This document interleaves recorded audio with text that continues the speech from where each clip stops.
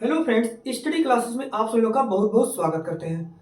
Friends, आज की इस क्लास में हम लोग डिस्कस करेंगे रिएक्शन टरबाइन क्या होता है, रिएक्शन टरबाइन कैसे कार्य करता है और रिएक्शन टरबाइन का जो है इसका दाब और वेग का ग्राफ कैसे बनता है। तो फ्रेंड्स, यदि आप लोग टरबाइन से रिलेटेड बहुत सारा वीडियो बनाया जा चुका है, उसे नहीं देखे हैं तो इस वीडियो के डिस्क्रिप्शन में जाकर के उस वीडियो को आप देख सकते हैं। एक बार इसको पढ़ने से पहले हम लोग जो भी पीछे का चैप्टर है या पीछे का जो टॉपिक है उसको रिवाइज कर लेते हैं। सबसे पहले तो हम टरबाइन को डिफाइन कर लेते हैं। एक बार टरबाइन एक ऐसा डिवाइस होता है जो किसी लिक्विड, गैस या एयर के काइनेटिक एनर्जी को मैकेनिकल एनर्जी में कन्वर्ट करने का कार्य करता है। और ये जो मैकेनिकल एनर्जी मिलता है वह टरबाइन के शाफ्ट पे मिलता है रोटरी मोशन के रूप में। उस टरबाइन के शाफ्ट को हम जनरेटर से जोड़ देते हैं, जनरेटर के शाफ्ट से, और जनरेटर के थ्रू हमको इलेक्ट्रिसिटी मिल जाता है। तो इस तरह टरबाइन से हम इलेक्ट्रिसिटी जनरेशन का कार्य करते हैं। अब आते हैं टरबाइन कितने प्रकार का होता है। तो टरबाइन जो है मुख्य 4 प्रकार के होते हैं: steam turbine, water turbine, gas turbine और हमारा एक हो गया एयर टरबाइन। तो 4 प्रकार का हमारा जो है टरबाइन होता है, जिसको विंड टरबाइन भी बोला जाता है, एयर टरबाइन को। तो इस तरह से 4 प्रकार के टरबाइन होते हैं। उनमें हम पढ़ रहे हैं स्टीम टरबाइन। अब स्टीम टरबाइन है 2 प्रकार का होता है, इंपल्स टरबाइन और रिएक्शन टरबाइन। इंपल्स टरबाइन को हम लोग पहले वीडियो में डिस्कस कर चुके हैं। इंपल्स टरबाइन का कंपाउंडिंग 3 टाइप्स का होता है, उसे भी डिस्कस कर चुके हैं। Compounding of velocity, compounding of pressure, compounding of velocity and pressure. यहाँ तक के चैप्टर को हम लोग पढ़ चुके हैं। आज की इस क्लास में हम लोग पढ़ रहे हैं स्टीम टरबाइन का दूसरा जो टाइप है रिएक्शन टरबाइन, या इसको प्रतिक्रिया टरबाइन भी बोला जाता है। तो चलिए यहाँ पर हम देखते हैं क्या होता है, कैसे यहाँ पे जो रिएक्शन टरबाइन का वर्किंग कैसे होता है। अब देखिए फ्रेंड्स, जो हम इंपल्स टरबाइन में यूज कर रहे थे वहां पर हम फिक्स ब्लेड की जगह पे जो भी हमें स्टीम मिलता है बॉयलर के थ्रू, वो हाई टेम्परेचर और हाई प्रेशर पे रहता है। क्या रहता है? हाई टेम्परेचर हाई प्रेशर पे जो हमको बॉयलर के थ्रू स्टीम मिलता है। इंपल्स टरबाइन में हम जो यहाँ पर फिक्स ब्लेड यूज कर रहे हैं, यहाँ पर नाजल यूज करते थे। मतलब सबसे पहले इंपल्स टरबाइन में जो बॉयलर से स्टीम आता था उसको हम नाजल में पास कराते थे, उसके बाद मूविंग ब्लेड हो जाता था, फिर फिक्स ब्लेड या मूविंग ब्लेड ऐसे यूज करते थे। बट जो रिएक्शन टरबाइन है, हम यहाँ पे क्या कर रहे हैं, जो नोजल यूज करते थे इंपल्स टरबाइन में उसके जगह पे हम फिक्स ब्लेड को यूज कर रहे हैं। अब क्या होता है, फिक्स ब्लेड, यहाँ पे फिक्स ब्लेड और मूविंग ब्लेड का जो स्ट्रक्चर रहेगा वो इंपल्स टरबाइन से अलग रहेगा। क्योंकि जो इंपल्स टरबाइन होता है उसमें जो ब्लेड्स यूज किए जाते हैं कुछ इस टाइप्स के यूज किए जाते हैं। इसका जो काट होता है वो लगभग एक जैसा ही होता है। लेकिन रिएक्शन टरबाइन में आप देख सकते हैं कन्वर्जेंट टाइप का लगभग इसमें जो ब्लेड्स यूज किए जाते हैं कन्वर्जेंट टाइप का रहता है। इस साइड में स्पेस कम रहेगा, यहाँ पे स्पेस बढ़ जाता है। तो इस तरह से इसका ब्लेड का स्ट्रक्चर रहता है। अब आते हैं जो हम नोजल यूज करते थे, नोजल का यूज किस लिए करते थे? वेलोसिटी को बढ़ाने के लिए और दाब को कम करने के लिए। यहाँ पर भी जो हमारा फिक्स ब्लेड है इसके स्ट्रक्चर के अनुसार, जो फिक्स ब्लेड में जब हमारा बॉयलर से हमारा जो स्टीम आएगा वह इस फिक्स ब्लेड में आएगा।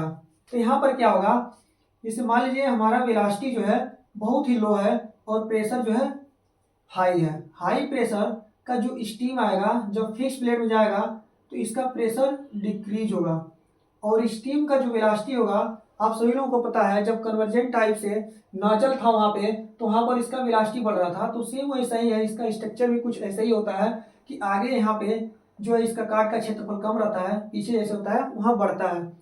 तो यहाँ पर क्या होगा, जब यहाँ से हम पास कराते हैं उस स्टीम को, तो यहाँ से इसका हाई वेलोसिटी पे स्टीम इस साइड में निकलता है, तो इसकी वेलोसिटी क्या होगा, इंक्रीज होगा इस टाइप से। फिर हमारा मूविंग ब्लेड में जाता है, मूविंग ब्लेड में जाने के बाद स्टीम का जो वेलोसिटी होगा फिर से डिक्रीज होगा। फिर फिक्स ब्लेड में जाएगा, फिक्स ब्लेड में जाने पर फिर इसकी वेलोसिटी क्या होगा, इंक्रीज हो जाएगा। फिर जैसे ही मूविंग ब्लेड में जाएगा वेलोसिटी इसका फिर डाउन हो जाएगा। इस तरह से फिक्स ब्लेड में वेलोसिटी इसका बढ़ता है स्टीम का। क्यों बढ़ता है? क्योंकि जो ब्लेड होते हैं इसका स्ट्रक्चर कुछ इस टाइप का होता है, और ये जो ब्लेड का माउंटिंग होता है यह केजिंग के साथ फिक्स होता है, केजिंग के साथ फिक्स होता है। और मूविंग ब्लेड जो होता है यह रनर के शाफ्ट पे फिक्स होता है, रनर के शाफ्ट के साथ यह रोटेट करता है। ये हो गया हमारा प्रेशर और ये हो गया वेलोसिटी। अब अलग अलग स्टेज में जो प्रेशर है ये हल्का हल्का क्या होगा, डिक्रीज होगा। फिर इस स्टेज में आएगा, फिर यहाँ पे हल्का सा डिक्रीज होगा, फिर अगले मूविंग ब्लेड के स्टेज में आएगा, फिर यहाँ पे डिक्रीज होगा। तो इस तरह से हम जो है काइनेटिक एनर्जी को, जो स्टीम का काइनेटिक एनर्जी है, इसके प्रेशर के और वेलोसिटी का यूज करके हम क्या करते हैं, मैकेनिकल एनर्जी प्राप्त करते हैं इस टरबाइन के शाफ्ट पे।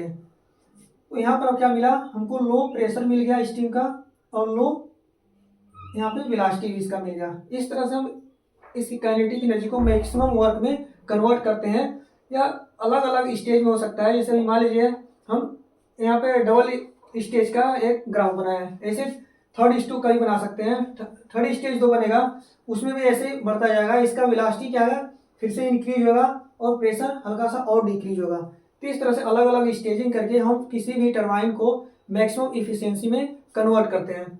अब जो होता है, जो इंडस्ट्री में टरबाइन यूज किए जाते हैं वो पूर्ण रूप से रिएक्शन टरबाइन नहीं होता है, वह होता है इम्पल्स रिएक्शन टरबाइन, मतलब दोनों का कॉम्बिनेशन होता है, बट रिएक्शन टरबाइन बोला जाता है। तो इस तरह से रिएक्शन टरबाइन का जो वेलोसिटी और प्रेशर ग्राफ है इस तरह से बनाया जाता है। रिएक्शन टरबाइन जो होते हैं इसकी इफिशियंसी जो है मेन रूप से जो है हम देखें तो लगभग 80 से 85% तक का इफिशियंसी होता है रिएक्शन टरबाइन का। एक चीज यहाँ पर कंफ्यूजन दूर करना है, रिएक्शन टरबाइन में नाजल का यूज नहीं करना है। नाजल का यूज इम्पल्स टरबाइन होता है। रिएक्शन टरबाइन में फिक्स ब्लेड में जो स्टीम आता है वह पहले ही फिक्स ब्लेड में पास करते हैं, फिर मूविंग ब्लेड में, फिर फिक्स ब्लेड में। इस तरह का संयोजन इसलिए किया जाता है क्योंकि वेलोसिटी को हमको बार बार इसके कंपाउंडिंग करना है, वेलोसिटी को बार बार इंक्रीज करना है, मतलब मैक्सिमम काइनेटिक एनर्जी को हम वर्क में कन्वर्ट कर सकें। तो फ्रेंड्स आज का ये क्लास आप लोगों को कैसा लगा रिएक्शन टरबाइन का? वीडियो अच्छा लगा तो वीडियो को लाइक कर दीजिएगा, और पीछे का क्लास नहीं देखे हैं तो आप इस वीडियो के डिस्क्रिप्शन में दिए हुए लिंक्स के जा करके देख सकते हैं। मिलते हैं नेक्स्ट वीडियो में। आप लोगों के पास यदि कोई टॉपिक हो तो कमेंट करिए। तब तक के लिए जय हिंद, जय भारत।